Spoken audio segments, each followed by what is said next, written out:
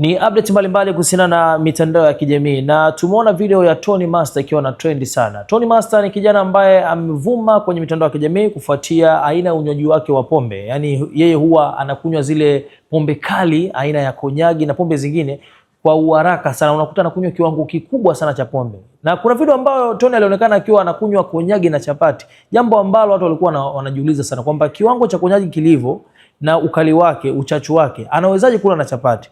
Inawezekana vipi? Lakini sasa tukasema tuweze kumtafuta kwa sababu siku ya jana alionekana akiwa analalamika kwamba amevimba pua, lakini pia kichwa chake hakiko sawa, kwa sababu alionekana kama anapakwa spriti kwenye kichwa akiwa anapata maumivu makali sana. Tumeweza kuzungumza naye na kuunganisha na full exclusive. Mimi naitwa Abraham 255. Sasa kichwani bado kunaendelea kuuma, usoni na kwenyewe na vimba. Sasa usoni tena na kwenyewe na kuaje? Mbona sielewi? Mbona? Hiyo hali ilianza lini ya kujisikia kama maumivu kwenye sehemu za pua, mara pua imevimba, uso umevimba? Hiyo hali ilianza lini?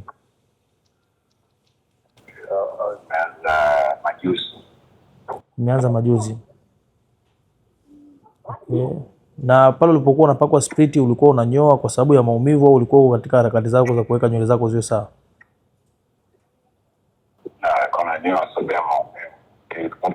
Okay. Sasa wengi walikuwa wanataka kujua kwamba wakati inapakwa ile spriti pale, ni kwamba ilikuwa inaingia moja kwa moja kukupa maumivu au ilikuwa tu ni ile tu akawaida mtu kwamba akinyoa kwamba akipakwa spriti kuna vile maumivu vya spriti ambavyo vinaingia sehemu ambazo labda palikuwa panavuja vidamu na vitu kama hivyo? Ilikuwa ni vidonda. Ilikuwa ni vidonda. Okay. Na vile vidonda vimesababishwa na nini?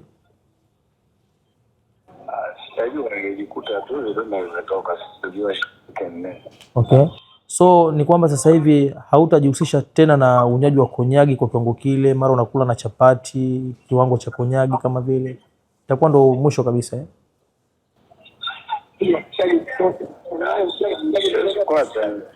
Kuacha ni kazi yangu sasa. Kwa hiyo ni kazi yako kabisa hiyo. Sio kazi yangu, na kitu ambacho nafanya hicho kinachoniingizia hela. Sasa ndaacha kama kuumwa, kila binadamu anaumwa tu. Okay. Kwa hiyo ina maana mtu akikuhitaji kwa ajili ya unywa konyagi na chapati kuna kiwango cha fedha ambacho unalipwa kabisa maalum kwa ajili ya kazi hiyo, sio?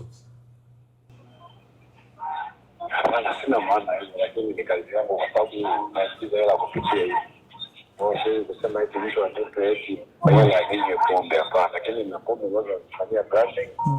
Naenda chini na nakunywa. Okay. Lakini wako ambao wanadai kwamba pengine labda ungepunguza kiasi cha pombe ambacho unakunywa. Kifua kama hii clip yako ambao unakunywa ukiwa unakula chapati, taruki ni kubwa sana kwenye mitandao.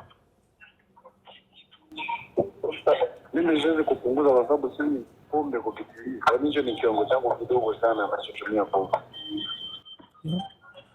Kwa ina maana kwa siku katika hali ya kawaida unaweza ukanywa chupa ngapi za konyagi?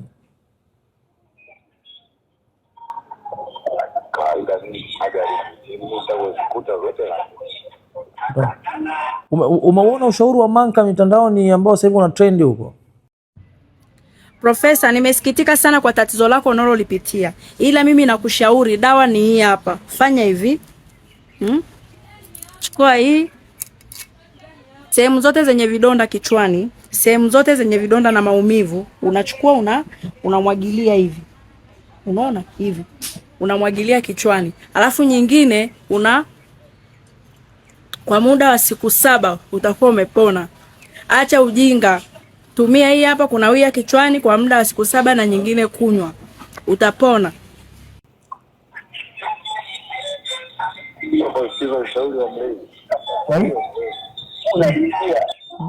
Umeuona lakini? Nasema umeuona ushauri wa Manga mitandaoni?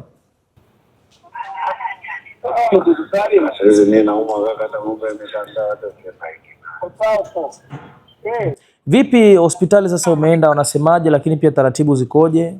Daktari amesemaje?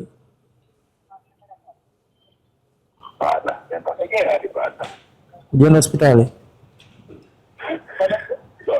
Kwa hapo ulipo unajisikiaje lakini yani kwa leo? Kwa sababu jana tuliona umeposti mara pua imevimba, lakini leo vipi hali yako?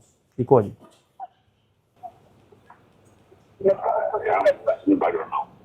Bado unaumwa na pombe umekataa kabisa kuacha na japo unaumwa?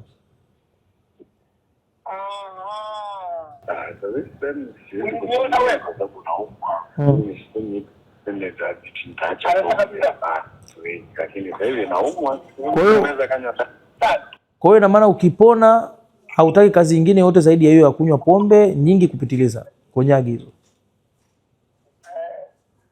Mimi nitaendelea kufanya kile nilichokuwa nakifanya, lakini ambacho nafanya kuumwa maradhi binadamu yote na yeye najua lazima binadamu wa kawaida jamani. Mbona changamoto wanasema wazaliwa wakubwa wanaumwa watu wanasikia. Okay. Sasa kwa mujibu wa maelezo ya kitaalamu si ingepaswa basi uende hata hospitali ujue hata kama ni issue ya kufanya hata dialysis na kusafisha figo na vitu kama hivyo. Unaonaje hiyo? Mimi naonekana mtaalamu kwenye mwili wangu. Mtaalamu kwenye mwili wangu. Mimi naumwa. Mimi ndo najua yangu ni so tuinga nilete wataalamu wana nipimaje kwa macho. Mtu kuniona video yangu ndo nikie naumwa kitu fulani. Leo umekunywa?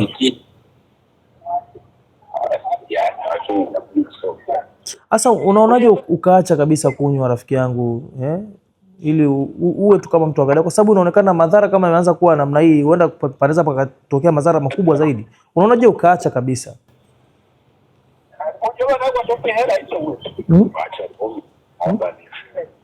Huwezi kuacha pombe mpaka labda ufe?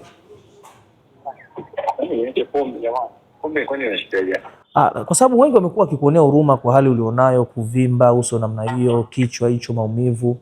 Wanashauri labda pengine ungeacha kabisa au ungepunguza, kwa sababu watu wanashtuka. Yaani kitendo unakunywa pombe na chapati, ndugu yangu, konyagi.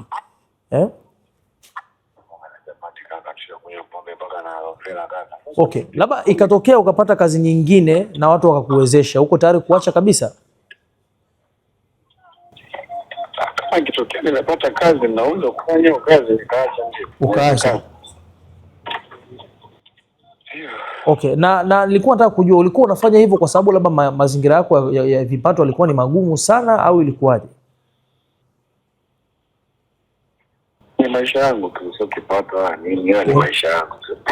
Kwa hiyo sasa hivi katokea mtu yote anataka kukuwezesha masuala ya kipato, akutafutia kazi nzuri, ukapata fedha, utaacha kabisa kunywa vile, sio?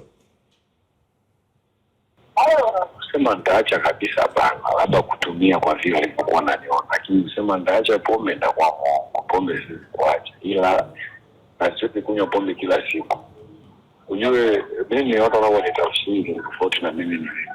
Okay. Mimi naweza kukata mwezi niwasikia kusa pombe. Okay. Hata nikakaa sikia kusa pombe. Okay. Kwa maanishi kwamba eti nimeanza ndio naacha hapana. Mimi nikihitaji kunywa nitabidi nitakunywa, lakini siwezi kusema nimeacha ama kunywa tena pombe hapana.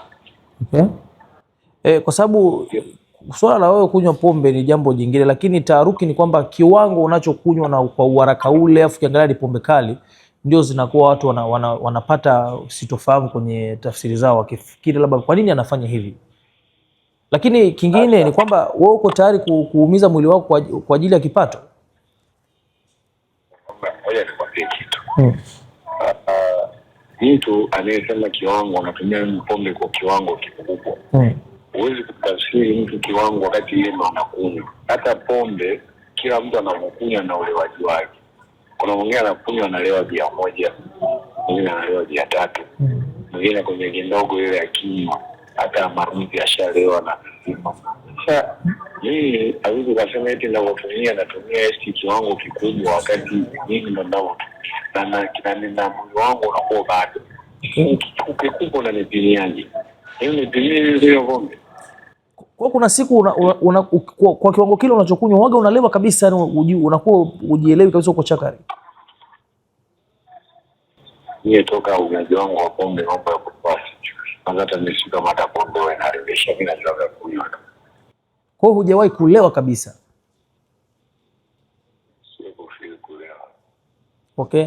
Labda kwa watu ambao wanahitaji labda kuja kukutembelea, labda kukujulia hali, lakini pia uwezeshaji huo, labda kwa watu wanaangalia exclusive wataguswa kwa namna moja ama nyingine, unapatikana wapi sasa hivi, uko wapi na mazingira yakoje na vitu kama hivyo? Hapa taarifa tawaambia sambili, lakini nisemea kwa udaji, sababu Tanzania washazoea kwamba akiona hii bajeti mtu anakacha imeumwa chuma kwanza pale kwamba kwa tafsiri kwamba hivi ameumwa hivi ndio ugonjwa wanaotaka ni hapa. Mimi naumwa ugonjwa. Okay, Tony Master, ushauri wako kwa vijana ambao wanatumia pombe, una ushauri gani wa kuwaambia vijana ambao wanakutazama hapa na wanakusikiliza? Tumia pombe kwa kiwango chake. Yaani kama kiwango changu ndio hiki, tumia.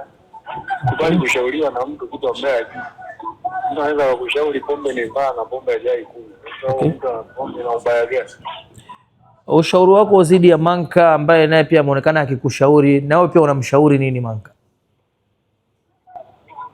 Akaendelee rezo. Tony, nashukuru sana mkuu. Pole sana.